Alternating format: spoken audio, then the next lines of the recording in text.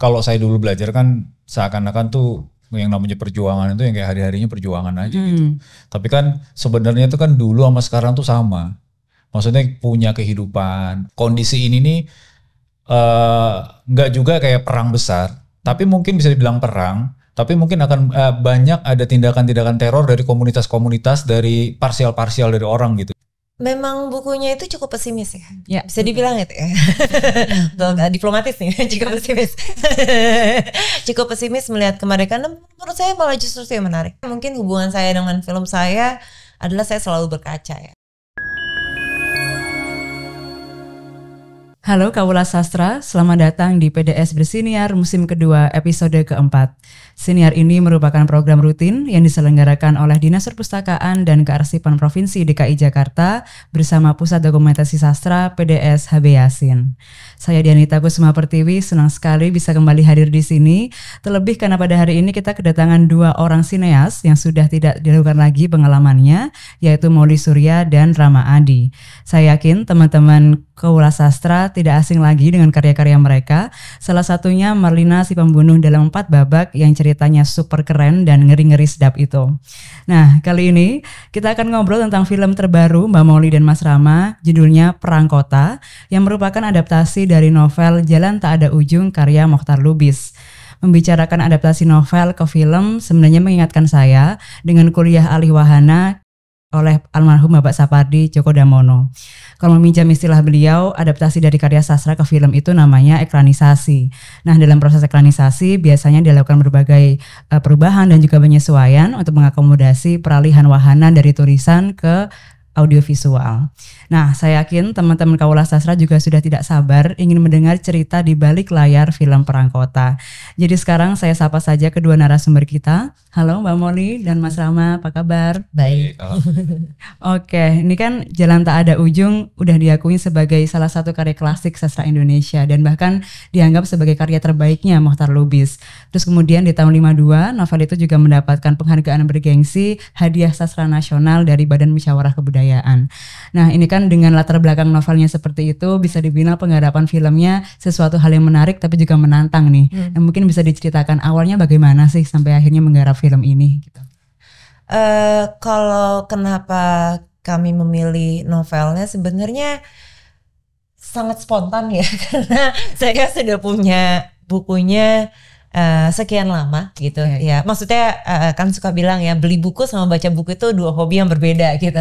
Jadi belinya udah lama tapi bacanya mungkin berapa tahun kemudian gitu, dikoleksi aja gitu, tapi belum ada waktu ngebaca. Dan kebetulan pasca kita merilis Marlina si pembunuh dalam 4 babak, aku kebetulan menemukan waktu luang dan lagi baca di kantor gitu. Dan respon utama saya ketika saya sedang membaca tuh saya sangat menyenangi ya prosanya Mokhtar Lubis, gak cuma di buku ini gitu. Maksudnya gaya prosa dia dalam bercerita di sebuah novel gitu, novel yang mana aja menurut saya sangat kuat gitu. Di Harimau-Harimau juga ada, di Jalan Tak Ada Ujung juga ada, dan ketika saya membaca 20 halaman pertama lah gitu dari bukunya kan gak terlalu tebel ya, cuma setipis segini gitu. Itu tuh langsung kebayang gitu secara visual gitu, karena saking, dan menurut saya itu memang kekuatan penulisan ya, kekuatan prosa ya, dan kekuatan karakter-karakternya juga gitu. Gimana dalam sebuah kejadian yang terjadi di Gang Jaksa terus diceritakan dari berbagai macam karakter dengan alur maju mundur yang saya cuma bisa bilang ini sinematik sekali gitu. Dan belum selesai baca bukunya saya udah langsung share ke Mas Rama waktu itu. Kita kebenaran waktu itu masih satu ruangan ya di kantor ya. saya share dan kita dan ketika akhirnya mulai tuh sembari kita ngebaca, semuanya akhirnya tim kita akhirnya ngebaca dan akhirnya mulai mempenetrasi ke Yayasan Obor untuk membeli rights bukunya gitu, kurang lebih itu cerita awalnya demikian. Ya. Mas Rama waktu pertama kali mendapatkan di share itu gimana? Ya pasti tertarik banget ya, maksudnya seperti yang tadi Molly bilang, bukunya sangat sinematik gitu dan sangat amat sangat memungkinkan untuk dialih wahanakan gitu ke film. Tapi memang penyesuaian banyak dilakukan gitu ya, maksudnya lebih konsiderasinya ke arah produksi sih, karena itu kan kita bicara film di tahun cerita di tahun 1946 kan. Jadi mau nggak mau secara produksi kita harus mengkondisikan dunianya begitu kurang lebih. Dan lebih tertarik lagi karena rasanya selalu membutuhkan film-film yang bertemakan tentang perjuangan, tapi yang anak-anak zaman sekarang itu, anak-anak muda itu relate gitu. Okay. Maksudnya pengen sekali kita mencoba menjembatani itu gitu kurang lebih. Maksudnya mengingat gaya filmmaking Molly dan kita film-film kita gitu, itu jadi sebuah tantangan sih. Kurang lebih sih gitu ya. Oke, nah tadi juga Mbak Molly udah menyebutkan beberapa judul karyanya Mohtar Lubis. Yeah. Nah dari misalnya Harimau-Harimau, terus kemudian Senja di Jakarta, itu kan juga sebenarnya kuat sekali ya. Tapi kenapa kemudian memilihnya yang ini, yang tak ada ujung? Mungkin jodoh kali ya. Maksudnya ini bukan kita tidak mau yang lain gitu, tapi ini masalah kan harus mau sama mau ya. Kurang lebih gitu. Oke, I see. Nah kalau pendapat pribadi sebagai pembaca nih, kalau dari Mas Rama, seperti apa sebagai pembaca ya, belum sebagai produser atau apapun waktu membaca Jalan Tak Ada Ujung seperti apa? Ya pasti membayangkan tantangannya ya, karena kan saya produser ya. Maksudnya kira-kira untuk bisa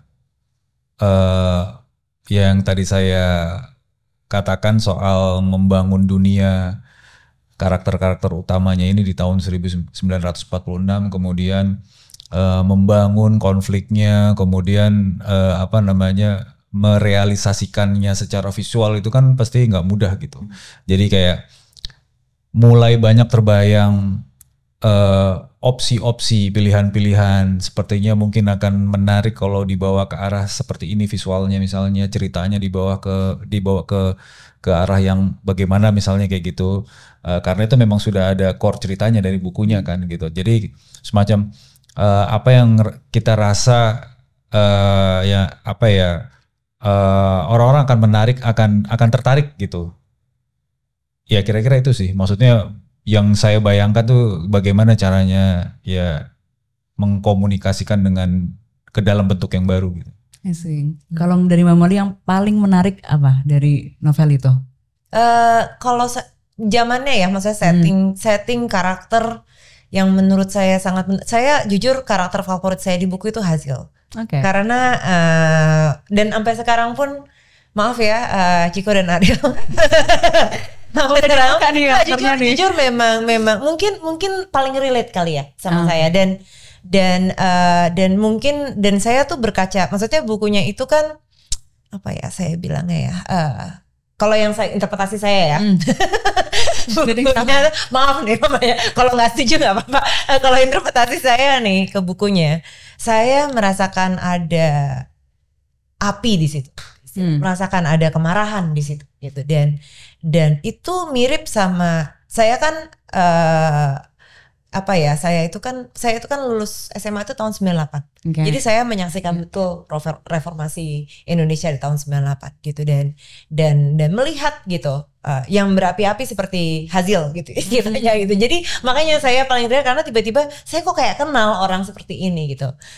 Yang kita kalau baca bukunya kita tahu Hasil kita bisa mengikuti ke idealismenya dia gitu, tapi juga pengkhianatannya dia gitu. Dan menurut saya itu sangat menarik gitu sebagai sebuah karakter gitu, dan itu sih yang paling kuat karena saya memang senang ya baca buku ya. Saya sebelum jadi filmmaker saya itu pembaca buku gitu istilahnya. Sebelum film bahkan saya lebih ke pembaca buku gitu dibandingkan sebentar saya sekolah aja awalnya saya sekolah sastra gitu istilahnya dibandingkan, dan baru S2 saya ambil film gitu kurang lebih.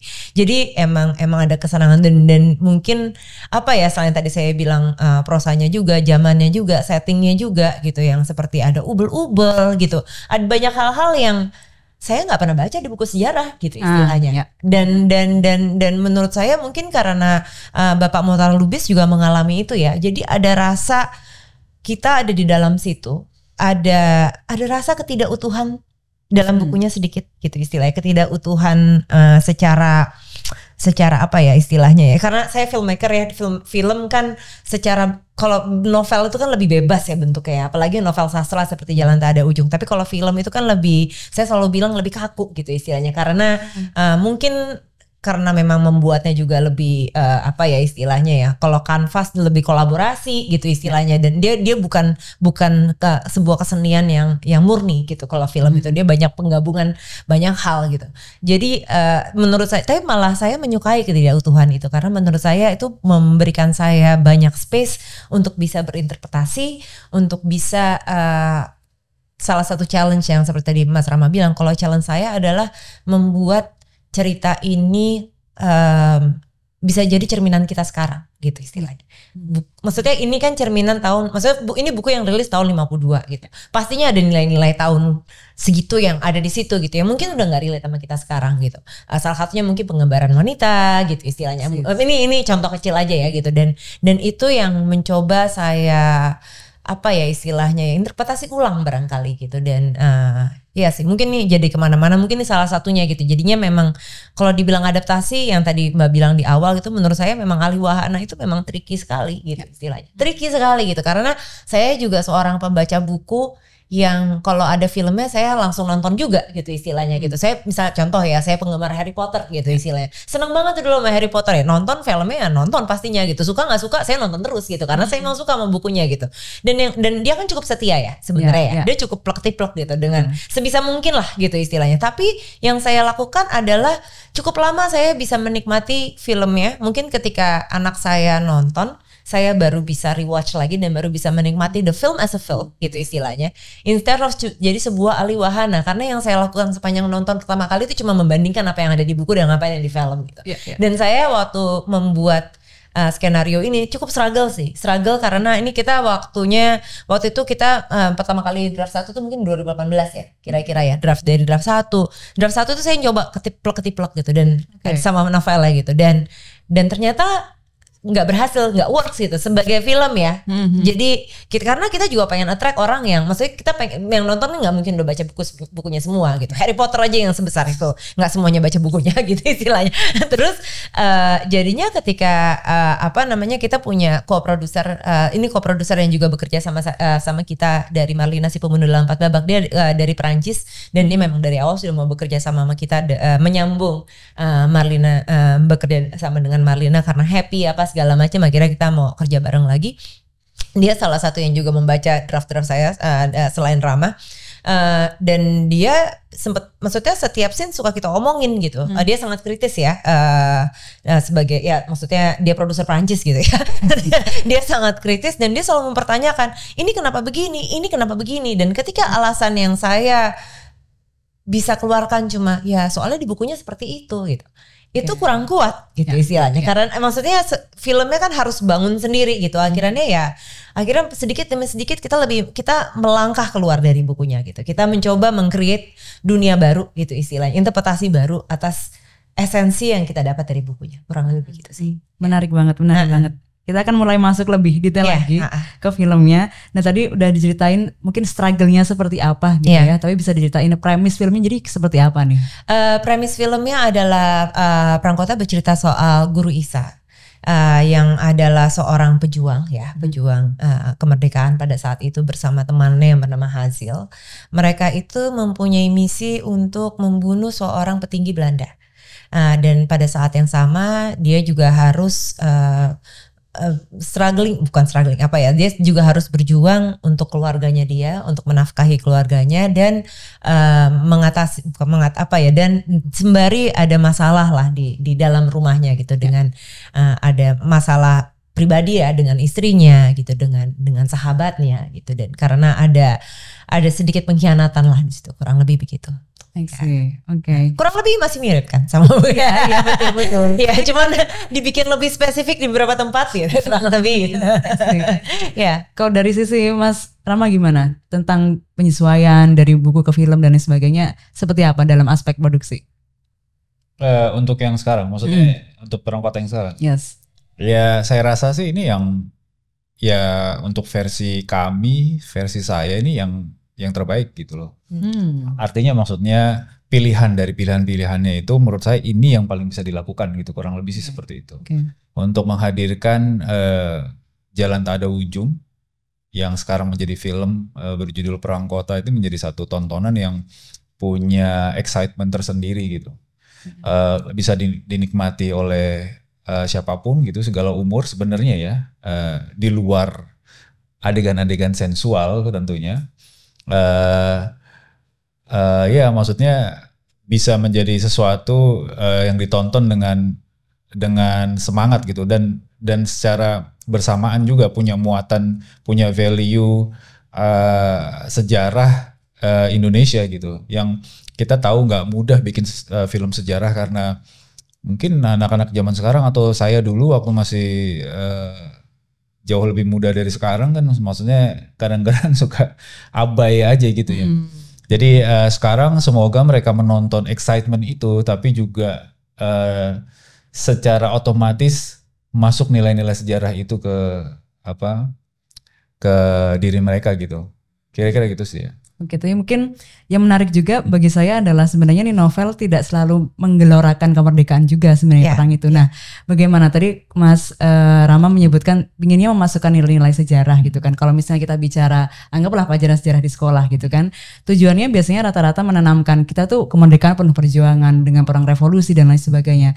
Nah, ini kan ada semacam nilai-nilai yang agak abu-abu gitu ya. Nah, itu gimana Mbak Molly dan Mas Rama nilai abu-abu yang maksudnya dalam filmnya yang kita terkait kemerdekaan. Ya maksudnya kalau saya lihat sih ya intinya kan kalau saya dulu belajar kan seakan-akan tuh yang namanya perjuangan itu yang kayak hari-harinya perjuangan aja gitu. Tapi kan sebenarnya itu kan dulu sama sekarang tuh sama. Maksudnya punya kehidupan, orang juga pergi bekerja untuk mendapatkan uang, kemudian uang itu dipakai, dikonsumsi untuk membeli makanan, untuk sandang pangan segala macam gitu. Tapi kemudian dalam kehidupannya ada tantangan-tantangan, kurang lebih kan mirip sebenarnya. Bedanya mungkin sekarang kita nggak angkat senjata gitu, tapi berjuangnya sama-sama berjuang gitu. Punya apa ya istilahnya tuh, keluar dari rumah itu ada fight-nya gitu. Hampir setiap hari kan gitu mirip gitu. Jadi sebenarnya sangat relate gitu. Nah cuman maksud saya itu Perang Kota semoga juga bisa secara diam-diam tuh masuk ke diri masing-masing orang Indonesia. Kalau dulu itu begini loh ceritanya gitu. Jadi waktu kita ada katakanlah dijajah gitu ya. Tapi ada orang juga yang sebenarnya yang hidupnya ya merasa normal-normal aja. Tapi ada juga merasa nih kita harus keluar dari belenggu ini misalnya gitu. Untuk menemukan satu tatanan yang baru misalnya. Kan berbagai macam. Indonesia besar, penduduknya banyak gitu. Ya itu sih gitu kira-kira ya. Oke, Memori mau nambahin silakan. Memang bukunya itu cukup pesimis ya. Bisa dibilang itu ya. Diplomatis nih, cukup pesimis.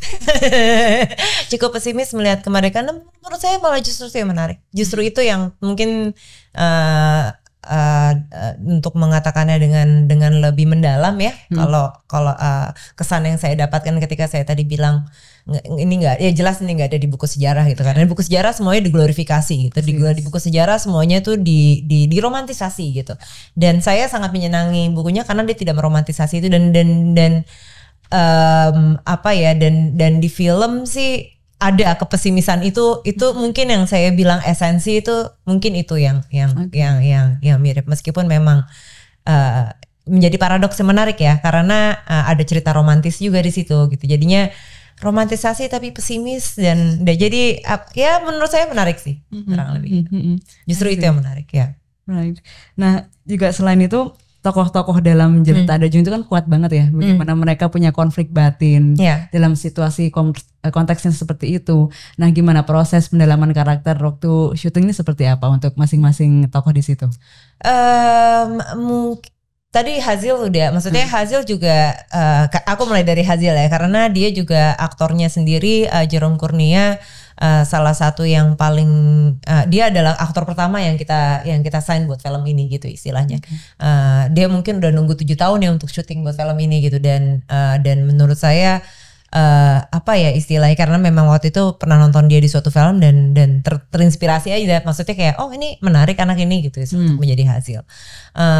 Buat Fatima sama Isa sih ada banyak eksplorasi ya. Ada banyak eksplorasi yang menurut aku jujur mungkin terutama untuk Isa karena sesuatu, maksudnya tadi kita bicara lagi soal alih wahana kok alih wahana ya, yang works di buku kadang tidak works di film dan vice versa ya gitu istilahnya. Yang works di film juga seringkali tidak works di buku gitu, dan apalagi kalau seandainya udah baca bukunya kan kita banyak sekali ada inner monolog ya gitu istilahnya, yang mungkin bisa dibilang hampir tidak bisa, jangan-jangan tidak bisa ya gitu dalam sebuah, terutama di film ya, film layar lebar ya, dengan format film layar lebar itu hampir tidak bisa dilakukan gitu istilahnya, karena inner monolog itu apa ya istilahnya ya cukup sulit untuk divisualisasikan gitu kurang lebih gitu, dan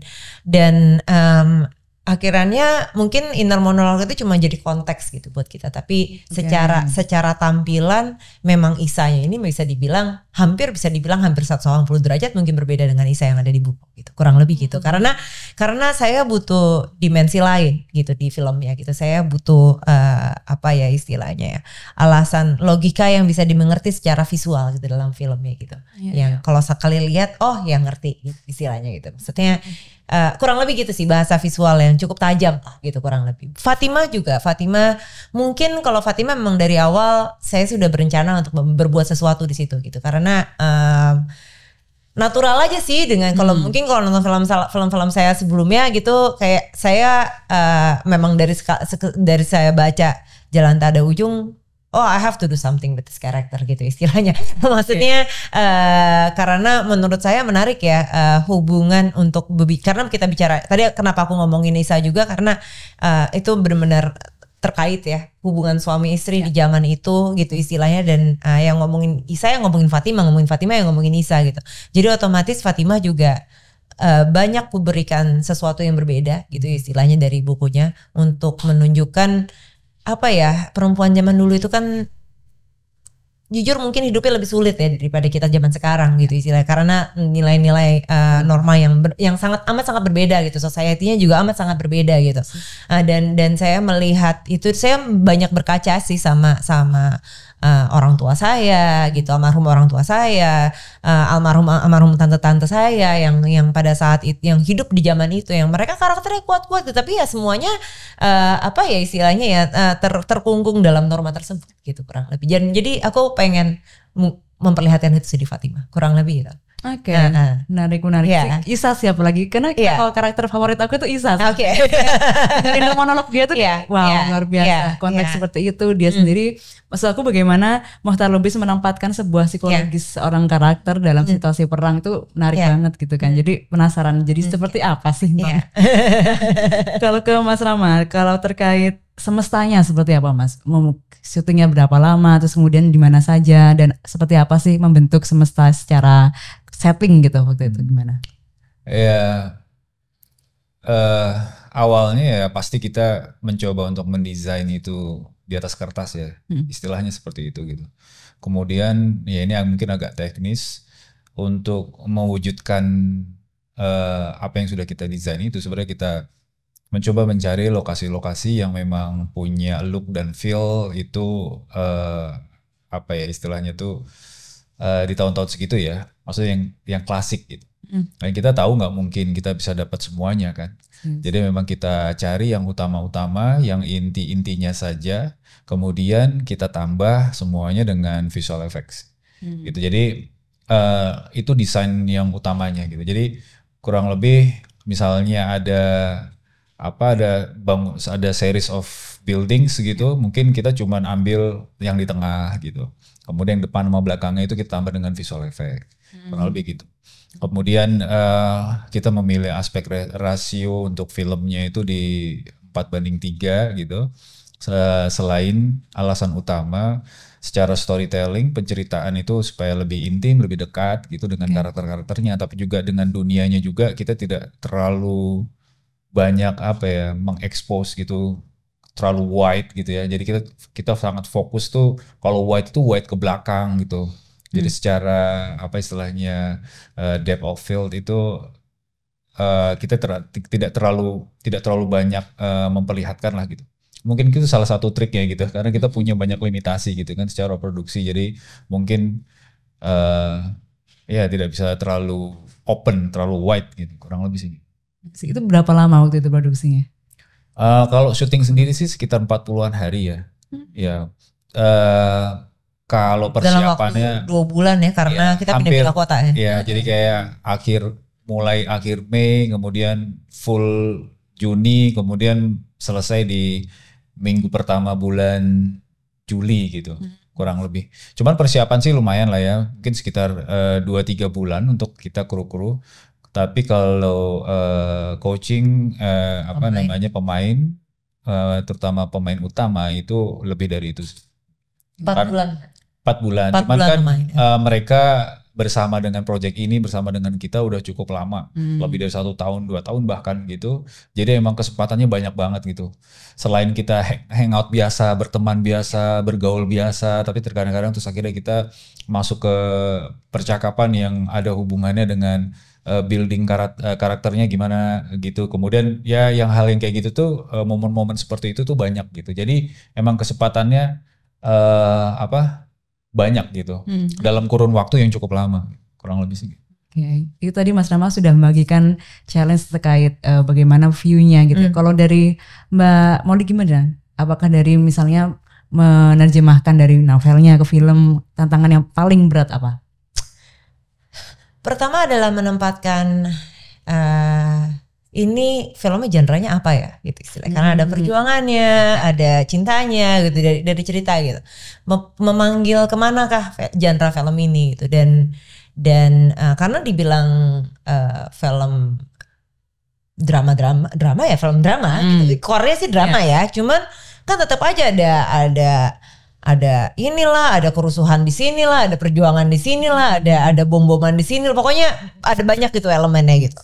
Akhirnya aku mencoba melihat, aku jadi memori, maksudnya Perang Dunia Kedua ini kan pasca Perang Dunia Kedua ya, dan Perang Dunia Kedua kan di perfilman dunia itu jujur udah jadi genre sendiri ya. Kayaknya tiap tahun tuh ada deh film soal Perang Dunia Kedua gitu. Selalu ada gitu. Maksudnya dari segala sisi lah, dari segala genre, dari segala bentuk. Dan akhirnya aku inget dulu nonton dan akhirnya mengacu pada film-film klasik American lah yang tahun 40-an gitu, kayak contoh mungkin yang paling populer barangkali Casablanca gitu istilahnya. Dan mencoba untuk menghadirkan feel seperti itu gitu, karena bagaimanapun ini cerita tentang karakter-karakter. Maksudnya saya fokus ke karakter Isa, Fatima dan Hazil gitu istilahnya, dan tapi dengan setting kota yang sedang kota yang sedang tegang gitu, yang sedang berperang gitu. Jadinya klasik membuat genre klasik American itu sih, mencoba mengaplikasikannya dalam sebuah film Indonesia itu cukup seru sih. Maksudnya dengan metode-metode yang tadi Mas Rama tadi bilang gitu, kurang lebih. Iya. Nah tadi udah dibahas juga terkait kesetiaan gitu ya. Ini kan paling permasalahan juga kan. Bagaimanapun susah sekali mau nonton filmnya, karena kita tahu ini adaptasi, ada tendensi buat banding-bandingin. Nah pertama, judulnya aja kenapa kok beda? Karena memang kita memang punya, maksudnya kalau kenapa berbeda, memang ada ya seperti saya bilang tadi, ini adaptasi yang cukup bebas ya gitu istilahnya. Jadi kalau dibilang setia apa enggak, secara spirit setia, karena saya percaya apa yang dibilang sama Motar Lubis di film di bukunya gitu istilahnya. Maksudnya saya memegang teguh itu, saya memegang teguh spiritnya, saya memegang teguh tapi kalau dibilang nggak setia ya juga gitu, karena karakterisasi saya rubah gitu istilahnya. Maksudnya mungkin yang paling mendasar itu ya, karena itu yang paling mendasar yang saya rubah, dan saya rubahnya juga nggak main-main, mungkin baru di draft sekian ya maksudnya yang baru saya rubah, karena emang mencari jalan gimana caranya supaya secara cerita untuk mengutuhkan si cerita film tersebut gitu. Dan dan akhirnya kita memang pengen mempunyai identitas yang lain sih untuk film gitu istilahnya. Karena ini mungkin dia adaptasi gitu, tapi adaptasi kan kadang orang mikirnya memang harus ketiplek-ketiplek kan, which is sama sekali tidak gitu istilahnya gitu. Ini adalah perang kotanya Moli Surya gitu istilahnya. Ini adalah dunia saya gitu. Saya memang diadaptasi dari Jalan Tak Ada Ujungnya Motar Lubis tentunya gitu istilahnya. Oke. Kalau Mas Rama ada komen juga? Iya. Jadi di bukunya itu kan sangat jelas menggambarkan bagaimana kondisi Jakarta Indonesia pada waktu itu gitu. Jadi setelah itu kan tahun 46 ya. Kita merdeka tahun 45. Jadi bisa dibilang secara general kita udah nggak angkat-angkat senjata lagi nih, nggak bedil-bedilan lagi gitu. Walaupun tetap ada kan, karena waktu itu Inggris datang gitu. Terus ada pertempuran di Surabaya dan lain-lain gitu. Nah cuman kondisi Jakarta waktu itu tuh bener-bener yang lagi kayak stagnan dan waktu itu Bung Karno pergi ke Jogja, kemudian Jakarta seperti kayak tidak ada otoritasnya siapa gitu, siapa yang kira-kira yang berkuasa di sini, duit juga nggak jelas gitu kan, maksudnya pakai rupiah, pakai mungkin mata uang yang lain gitu, kemudian ada kondisi Jepang yang sudah kalah dari sekutu. Dan dia harus dipaksa keluar dari Indonesia oleh pasukan Inggris kan, yang mana diboncengi oleh Nika si Belanda ini ceritanya. Nah jadi di satu sesi interview kami gitu dengan salah satu sejarawan gitu, dia menyebutkan bahwa kondisi ini nih nggak juga kayak perang besar, tapi mungkin bisa dibilang perang. Tapi mungkin akan banyak ada tindakan-tindakan teror dari komunitas-komunitas, dari parsial-parsial dari orang gitu. Jadi dia mengkondisikan kota Jakarta waktu itu tuh dalam keadaan perang kota gitu. Menurut dia istilahnya. Kemudian kita ngerasa ke-trigger sih dari sama istilah itu gitu, perang kota. Jadi dalam bukunya itu kita memetaforkan juga ke ceritanya juga gitu ya. Kondisi ini ke kondisi karakter utama di dalam istilahnya kalau kita bicara perang nih, perang di mana-mana kan, perang dalam rumah tangganya dia, perang kota yang tadi saya gambarkan di Jakarta gitu. Nah jadi ketika tercetus kalimat perang kota itu, kita jadi kayak ngerasa kayak ini cocok gitu. Dan juga kalau kita bicara soal film visual gitu ya, perang kota itu kayaknya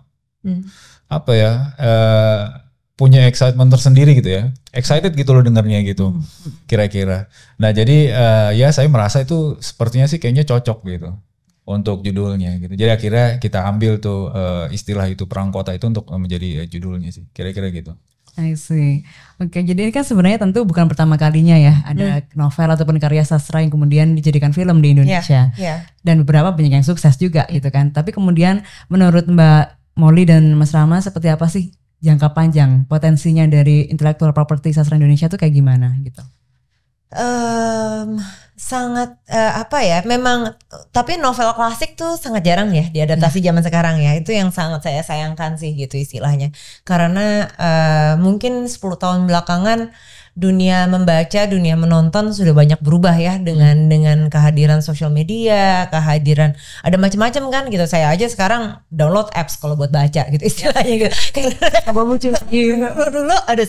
Dulu masih suka, sekarang juga nyari buku di toko buku tuh juga jadi susah gitu karena dan malah lebih gampangan di apps gitu atau di dapetin versi digitalnya gitu. Padahal memang istilahnya ya, maksudnya aksesibilitasnya jadi lebih terbuka.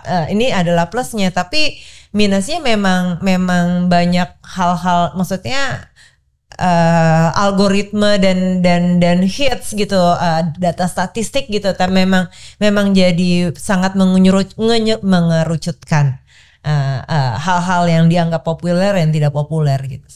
Jadi saya nggak tahu ya kalau ditanya ke depannya bagaimana. Saya juga masih ada di tahun yang sama nih sama kalian semua dan memang melihat barangkali, tapi menurut saya dunia itu kan selalu berputar ya, dan akhirannya dan terus banyak hal yang berubah gitu. Kadang yang hits yang ini, kadang yang hits yang ini gitu. Saya bilang sama dari kemarin saya lagi promosi kan untuk perang kota gitu.